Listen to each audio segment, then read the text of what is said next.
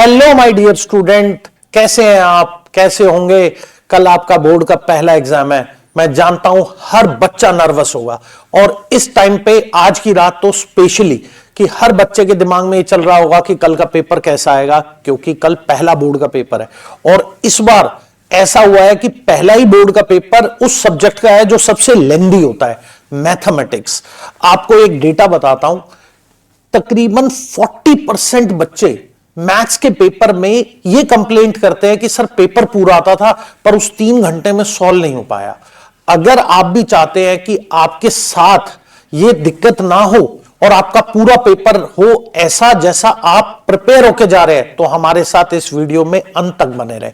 मेरे प्यारे बच्चों, मैथ्स का पेपर ना पूरा होना ये सबसे बड़ी दिक्कत होती है, सबसे बड़ी। इस टाइम पे आप देखना, कल बच्चे पेपर देके बाहर निकलेंगे तो उनमें से कुछ बच्चे ये बोलेंगे हमारा 8 नंबर का छूट गया, हमें आता था, हम एक क्वेश्चन देख नहीं पाए, क्योंकि उनकी पुअर स्ट्रैटेजी होती है पेपर अटेम्प्ट करने की। आपको पता है इस बार ये होने की, क्या पेपर छूटने की प्रोबेबिलिटी ज्यादा है। उसके 2-3 रीजन है। पहला रीजन तो यह है कि पहला पेपर ही मैथ्स का है और मैथ्स सबसे लेंदी पेपर आता है। यह नहीं कि इस बार आएगा, यह प्रेडिक्शन करना किसी के भी हाथ में नहीं है, पर इस बार यह थोड़ा सा प्रेडिक्शन करना आसान हो गया है। क्यों? क्योंकि सीबीएसई ने यह बोला है कि इस बार कंपिटेंसी बेस्ड क्वेश्चन पहले से ज्यादा आएंगे।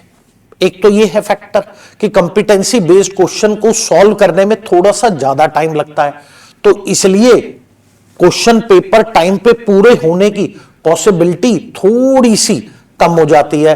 कि भाई जो देखो कुछ इंटेलिजेंट जीनियस बच्चे वो तो 2 घंटे में भी कर लेते हैं, ठीक है, पर हम मासेस की बात कर रहे हैं, हर बच्चा जीनियस नहीं होता, ठीक है।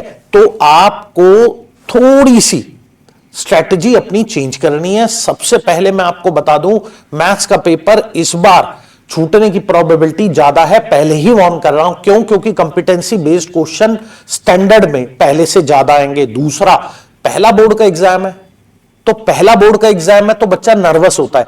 जब 2-3 पेपर दे लेता है तो उसे पता लग जाता है कि नहीं, ये भी एक ऑर्डिनरी, बल्कि स्कूल के प्री बोर्ड के पेपर इससे टफ थे, पर बोर्ड का एग्जाम पहला है और वो भी दूसरे सेंटर में जाके है, तो थोड़ी सी नर्वसनेस तुम्हारी क्या, तुम्हारे टीचर की, पेरेंट्स की, सभी की होती है।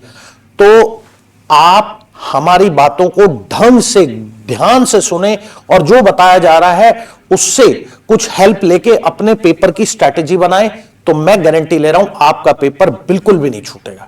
देखो बच्चों, सबसे पहले तो यह बात आपको पता होनी चाहिए, आपका पेपर है कितनी देर का। बच्चों, आपका पेपर 3 घंटे 15 मिनट का है। आपका पेपर 3 घंटे का नहीं है, 3 घंटे 15 मिनट का है। जो 15 मिनट, 15 मिनट्स जो आपको मिलते हैं वो डिसाइड करते हैं कि 3 घंटे में आपने क्या करना है। तो जो 15 मिनट पहले आपको पेपर मिल रहा है, तो 3 घंटे आपको लिखना है, तो पेपर हुआ कितनी देर का? 3 घंटे 15 मिनट का। तो आपका 3 घंटे का पेपर नहीं है, 3 घंटे 15 मिनट का पेपर है। सबसे पहला काम आप क्या करोगे जब आपको क्वेश्चन पेपर मिलेगा? सबसे पहले आप उसको पढ़ोगे, एक एक चीज ध्यान से पढ़ना। क्वेश्चन जब आप पढ़ते चले जाओगे, जैसे आप रीड करोगे, तो आपको पता लगेगा कि कौन सा सेक्शन ऐसा है पेपर में जो सरल है, कौन सा सेक्शन ऐसा है जो कठिन है, डिफिकल्ट है। मेरे प्यारे बच्चों, पेपर अटेम्प्ट करते टाइम एक चीज का ध्यान रखना, पेपर भाई अटेम्प्ट करने जाओगे तो पहले ये तो स्ट्रैटेजी बनाओगे कि मुझे शुरू कहां से करना है।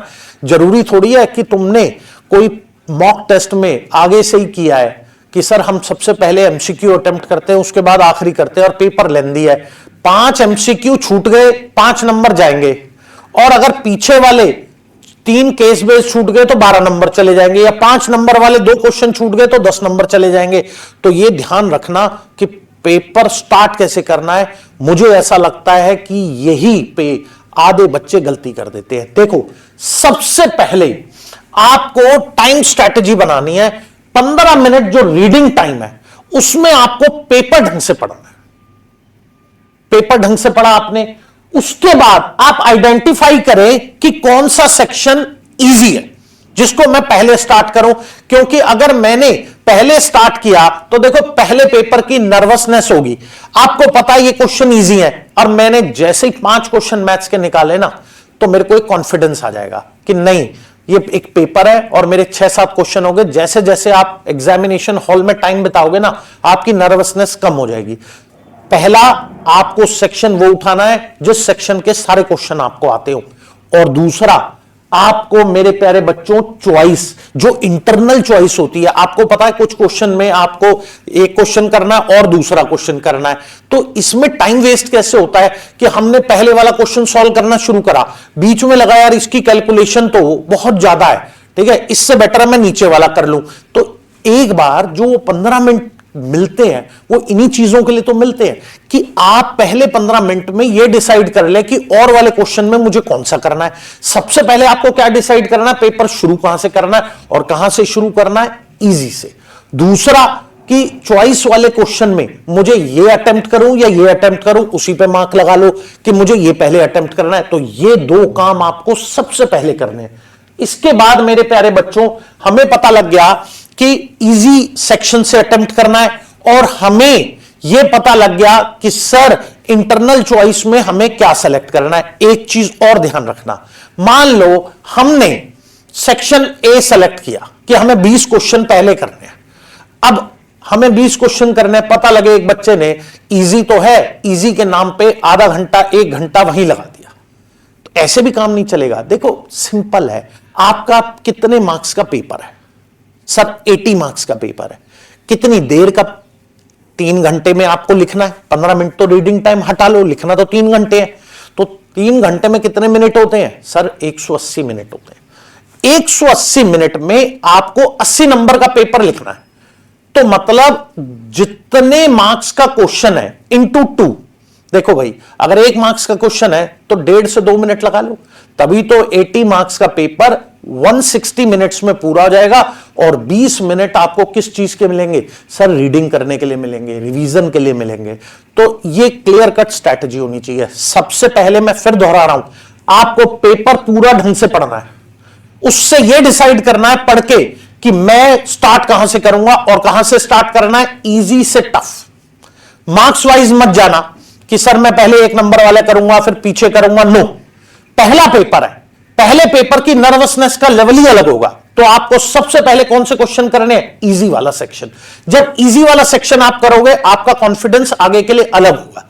दूसरा, आपको क्या करना है, चॉइसेस जो हैं, जिस क्वेश्चन में चॉइसेस है उसमें मार्क लगा लेना है कि ये क्वेश्चन सरल है, ये मैं अटेम्प्ट करूंगा।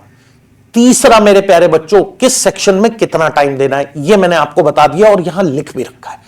एक चीज और मेरे प्यारे बच्चों मैं आपको बता दूं कि कई बार ना ओवर चेकिंग, पहले पेपर में बच्चा यहां भी फंसता है। मुझे ऐसा लगता है आपका पहला पेपर है, मैथमेटिक्स का है, आप जब उसे सॉल्व कर रहे होगे ना तो आपके अंदर एक अलग सी नर्वसनेस होगी। आप सोचो, आप अभी इमेजिन करो कल जब आप दूसरे सेंटर में देने जाओगे, कई ऐसे भी बच्चे होंगे कि उन्होंने कभी दूसरे सेंटर पे जाके एग्जाम दिए ही नहीं होंगे, अपने स्कूलों में एग्जाम दे रहे हैं। तो जब वो बच्चा दूसरे स्कूल में जाके एग्जाम देगा, वहां इन्विजिलेटर अलग होगा, तो उसका और बोर्ड का पेपर वैसे ही, और वैसे ही इतनी हाइप होती है तो नर्वसनेस होगी। तो वो ये भी गलती कर सकता है कि क्वेश्चन कर रहा है और बार बार उसको ओवर चेक कर रहा है, क्या मैंने ठीक करा है? नहीं, ऐसा ना हो हर क्वेश्चन के बाद ओवर चेकिंग कर रहे हो, फिर तो हो लिया पेपर, फिर तो छूट। बहुत सारे बच्चों का इसलिए भी पेपर छूटता है कि सर जितना करा है वो तो ठीक है पर छूट गया है, तो ओवर चेकिंग नहीं करना। तब आपने स्ट्रेटेजी बनाई तो है कि हमें 160 मिनट में पेपर करना है, आखिरी के 20 मिनट हमारे हैं किस लिए? चेकिंग के लिए है। तो इसलिए हर क्वेश्चन के बाद ओवर चेकिंग मत करना। और कई बच्चे ना ये भी गलती कर देते हैं, कई टीचर भी उन्हें ये एडवाइस करते हैं कि बच्चों रफ काम आखिरी में करना। भैया रफ काम अगर आखिरी में करोगे तो फिर हो लिया तुम्हारा बेड़ा पार। आखिरी से लेके आगे जाओगे, वहीं से पढ़ोगे कुछ, लिखोगे कुछ, वहां पीछे कैलकुलेट कुछ करोगे, फिर नर्वसनेस में आगे कुछ और लिख दोगे ना। हमेशा रफ काम बगल में ही एक लाइन ड्रॉ कर लेना, शीट के ऊपर साइड में एक लाइन ड्रॉ करना, उस पर रफ वर्क लिखना, वहीं पूरी कैलकुलेशन करना और देखना।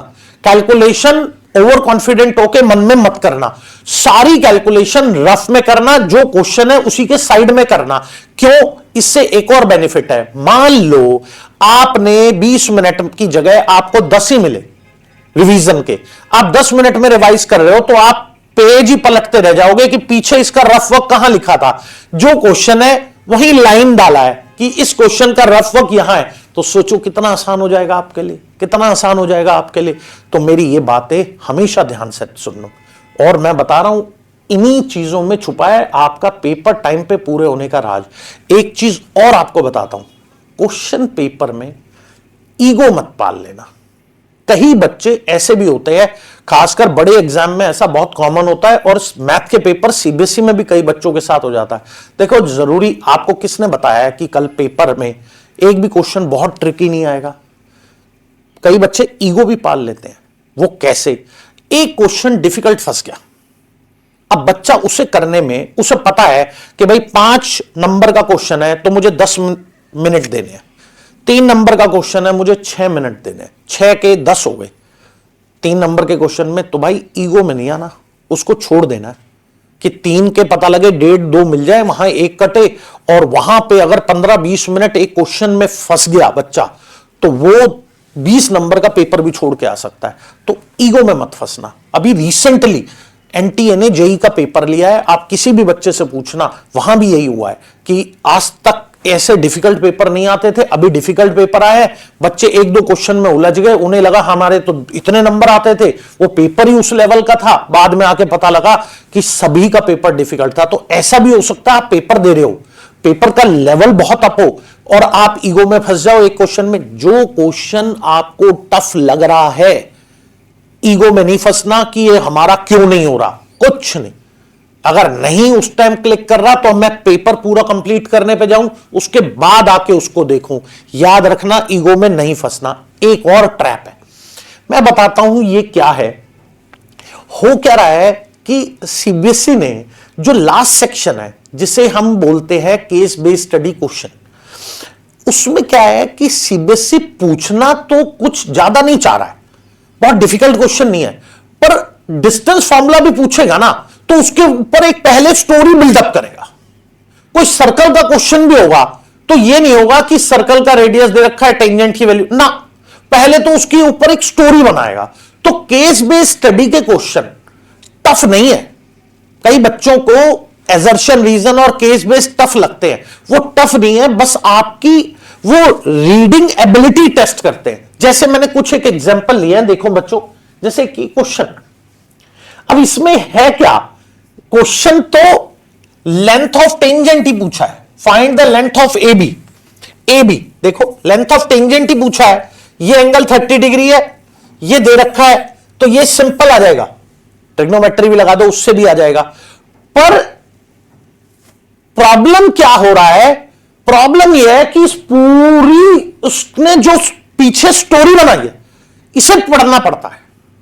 यहां पे बच्चे फंसते हैं। अगर आपको लगे कि सर स्टार्टिंग में रीडिंग टाइम में पेपर सरल हो, कि मैं इसे पढ़ने का मुझे, या 15 की जगह, किसने कहा भाई आप 15 मिनट रीडिंग टाइम लो? कोई बच्चे को लगता है कि मैं 15 की जगह सर 20 मिनट रीडिंग टाइम लेना चाहता हूं, भाई लो 20 मिनट लो, पर पेपर को ढंग से पढ़ो। जैसे कुछ केस बेस्ड स्टडी इंपॉर्टेंट मैंने निकाले हैं। अब ये क्वेश्चन कुछ भी नहीं है, पेरीमीटर, एरिया, अगर ये डायरेक्ट आपको डायमेंशन देके पूछ लेता आप निकाल लेते, पर उसने इसके पीछे पूरी पहले स्टोरी बनाई है, उसके बाद पूछा है। कई ऐसे क्वेश्चन मैंने निकाले हैं, अब ये देखो, इंडिया गेट बना दिया, पूछा उसमें कुछ भी नहीं है, कुछ भी नहीं। हाइट एंड डिस्टेंस का इससे सरल, मतलब कई क्वेश्चन तो ऐसे हैं कि वो बहुत ईजी है, बट उसने एक स्टोरी बना दिया। तो अगर आपके पास अभी भी 15-20 मिनट है, ठीक है, 15-20 मिनट क्या, आपके पास पूरी रात है, कल आपका पेपर है 10 बजे, तो आप इस माइंडसेट से जाएं कि केस बेस्ड स्टडी में क्वेश्चन तो क्या होगा, उससे पहले उसकी स्टोरी होगी। तो आज आधा 1 घंटा लगा के सैंपल पेपर में केस बेस्ड की स्टोरीज देख लो, वो क्या कह के क्या पूछ रहा है, तो आपको एक कॉन्फिडेंस आ जाएगा। वैसे मैं पूरा, मेरे को भरोसा आपने ये काम किया ही होगा। फाइनली बच्चों, अब आपका पेपर है कल, तो इससे ज्यादा, ठीक है, हम आपको बता नहीं सकते थे। आप अपने मां बाप से जरूर एक बार थैंक यू बोले, अपने गुरु को थैंक यू बोले, जिन्होंने आपको पूरे साल मेहनत करी है आपके साथ, आपने डिसिप्लिन दिखाया नहीं दिखाया, पर उन लोगों ने आप पे पूरा भरोसा रखा। जय हिंद। मुझे लगता है कि कल आप पेपर बहुत अच्छे से सॉल्व करके आओगे। Thank you very much.